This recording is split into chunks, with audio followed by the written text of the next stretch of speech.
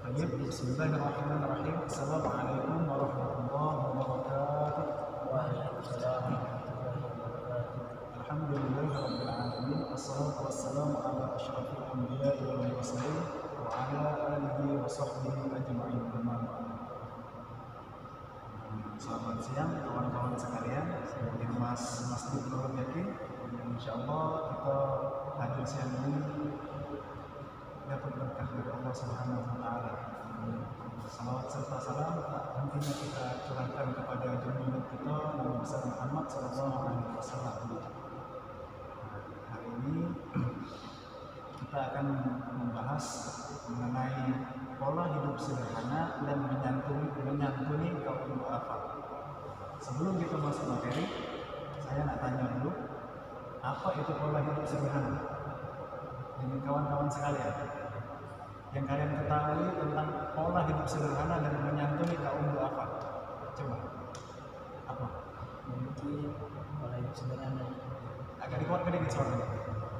Pola hidup sederhana adalah kita terima apa yang diberi pada Allah Subhanahu wa taala, memanfaatkannya dengan sebagaimana mestinya dan tidak memaksakan apa yang menjadi kehendak kita.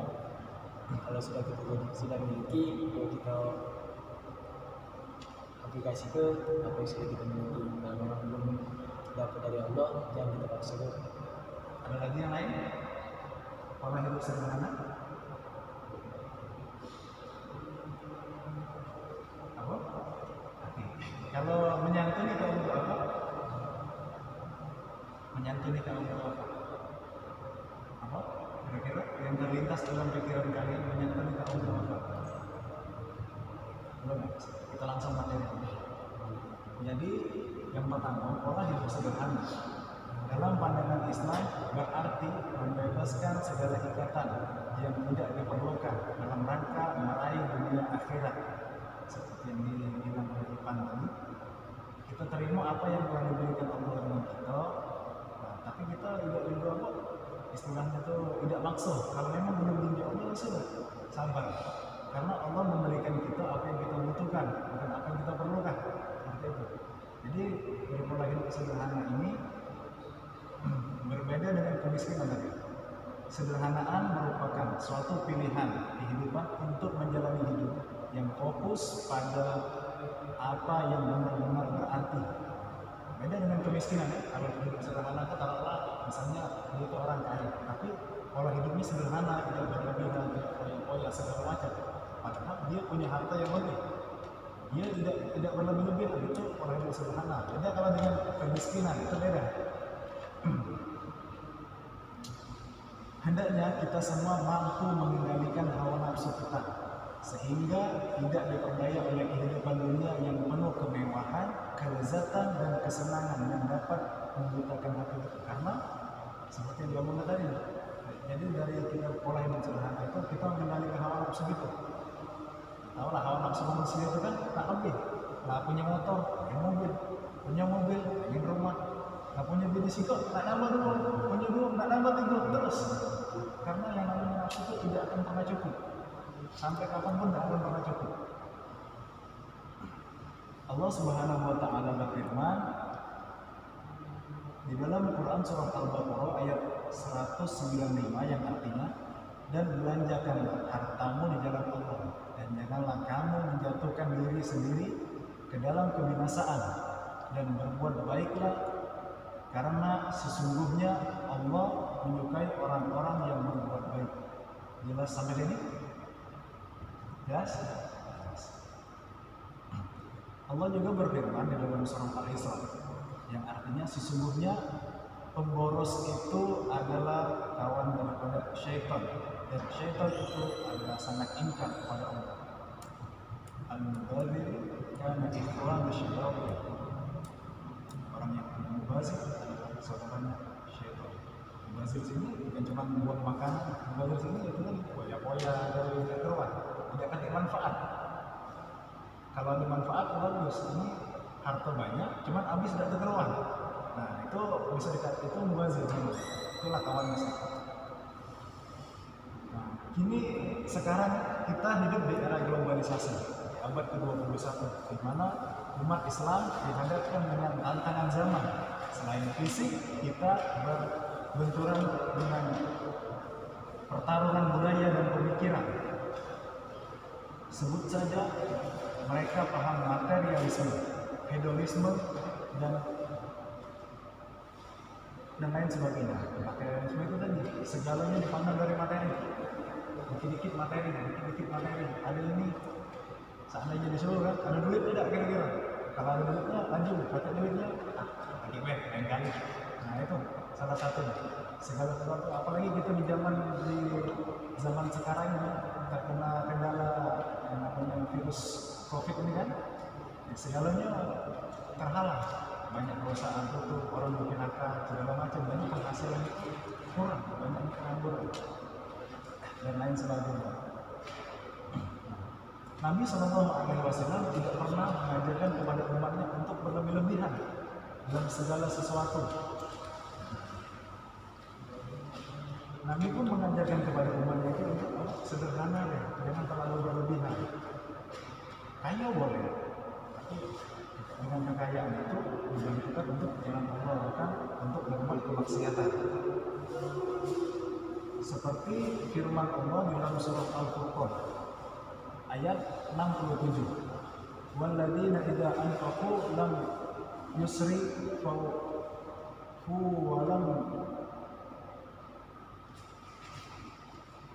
wa lam yaftaruna wa kana baina dzalika qawma. Dan orang-orang yang apabila membelanjakan harta, mereka tidak berlebihan dan tidak pula kikir, dan pembeli itu di tengah-tengah antara yang demikian. Jadi orang yang membelanjakan, orang yang bermaksud sini, isi kandungan ini, ayat ini adalah merupakan lanjutan dari ayat sebelumnya. Itu ayat sebelumnya yang berisi tentang ciri-ciri orang yang ibadur rahman.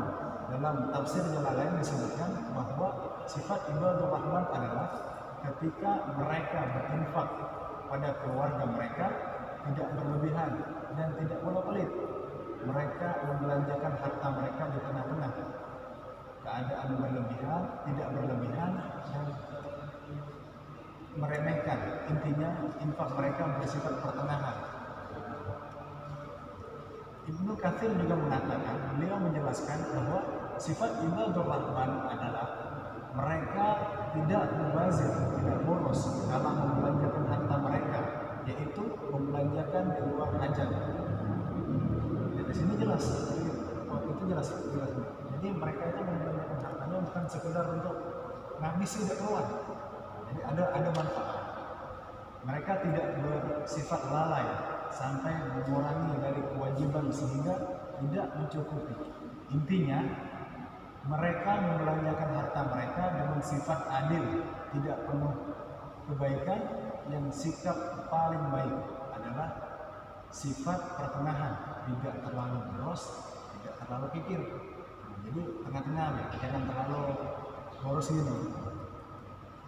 Di dalam hadis Nabi dijelaskan di antara tanda cerdasnya seorang adalah bersikap pertengahan dalam penghidupan atau membelanjakan hartanya, tidak berlebihan tadi. Sebagian ulama mengatakan tentang maksud dari berlebihan dalam membelanjakan harta ialah menafkahkan harta dalam maksiat kepada Allah. Itu berlebihan, tidak boleh seperti itu. Lalu Hasan Basri berkata, nafkah yang dibelanjakan di jalan Allah tidak disebut boros.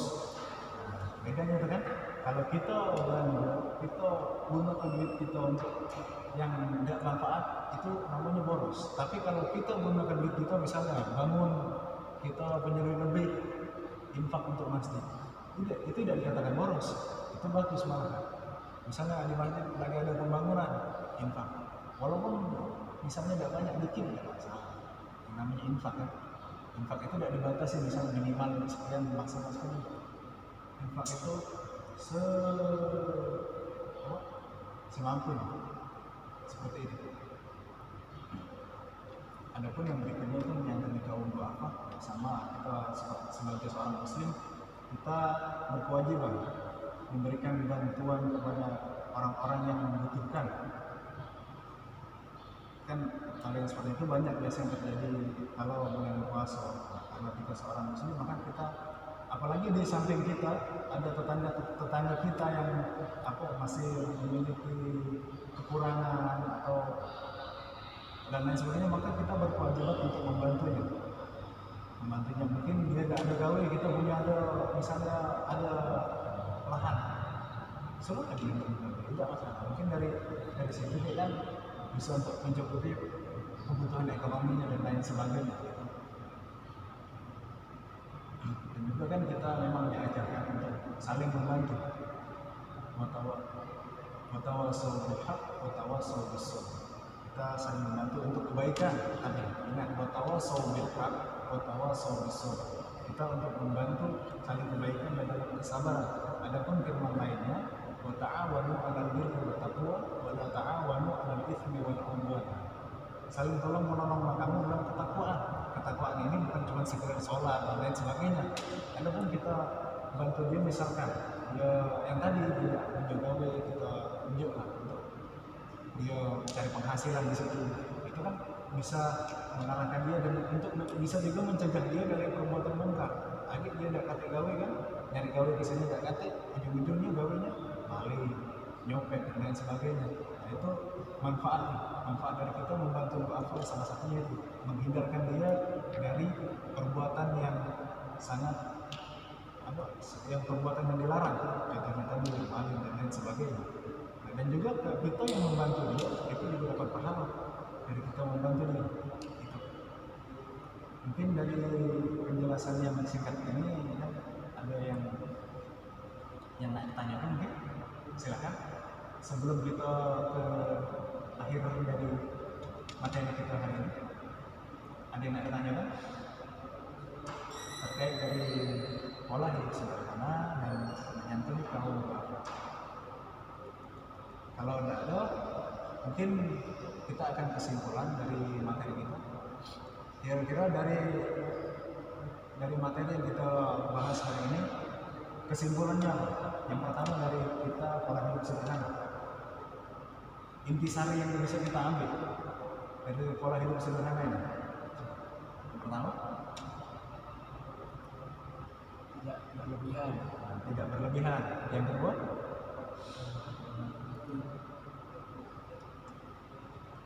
menghindari mubazir. nah, yang ketiga,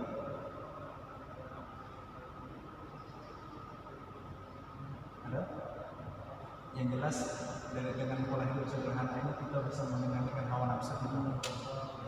Karena musuh paling berat kita ini bukan yang ada di depan mata, tapi dalam diri kita dewa, yaitu hawa nafsu. Banyak orang yang bisa melawan orang lain, berani dia melawan orang lain, tapi kadang melawan hawa nafsu dewa tidak bisa. Nah itu intinya itu. Dengan pola hidup kita sederhana, kita mengendalikan hawa nafsu kita. Jangan sampai kita yang dikendalikan oleh hawa nafsu. Nah, itu. Adapun kita menyantuni kaum duafa tadi itu, kita membantu dia dengan kesusahan, baik dari berupa materi ataupun lain sebagainya, sehingga dia merasa terbantu. Karena dalam hadis, tidak beriman seseorang apabila tetangganya itu dia dalam keadaan kenyang, tapi tetangganya lapar.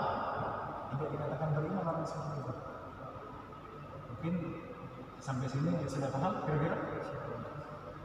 Mungkin sedikit ini bermanfaat untuk kita ke depannya. Mudah-mudahan apa yang kita pelajari hari ini mendapatkan berkah dari Allah Subhanahu wa taala. Sebelum kita tutup, mari kita sama-sama baca doa kafaratul majelis. Subhanallahumma wa bihamdika asyhadu an la ilaha illa anta astaghfiruka wa atubu ilaik. Saya akhiri, wassalamualaikum warahmatullahi wabarakatuh. Waalaikumsalam.